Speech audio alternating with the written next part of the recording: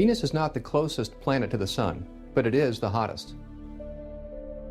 Venus is completely covered with clouds.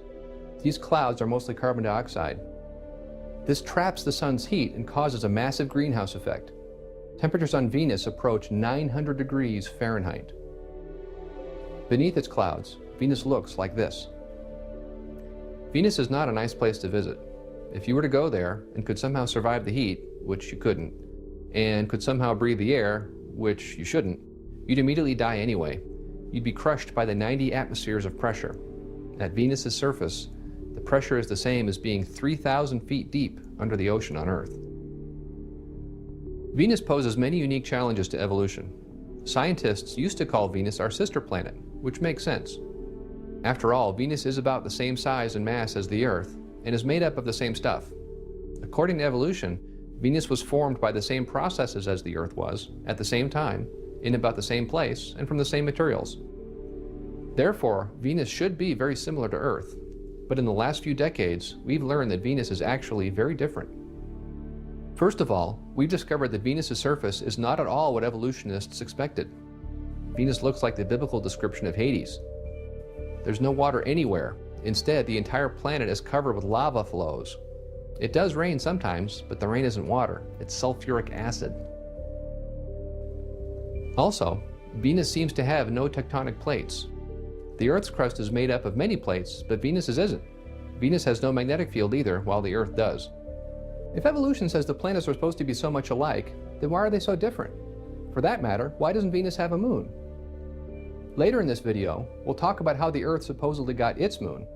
For now, we'll ask, if both planets really did form at the same time, by the same processes, from the same materials, and at about the same place, why doesn't Venus have a moon too? Well, an evolutionary theory explains this. Supposedly, Venus did have a moon initially, as evolutionary models would expect, but then something happened. Yes, that's right. An asteroid came along and hit it and destroyed Venus's moon. Where's the evidence for this, though? There isn't any.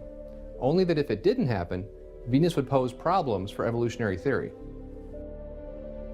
Venus poses other huge problems for evolution as well. For example, Venus's surface appears quite young. The entire surface appears to be fresh. There's no record anywhere of billions of years of erosion or chemical weathering. Evolutionists are forced to speculate that somehow, for some unknown reason, the entire planet was resurfaced by volcanic activity not that long ago. This means the entire planet's crust would be submerged under lava all at the same time. Why did this happen? Nobody knows. How did this happen? Nobody knows that either.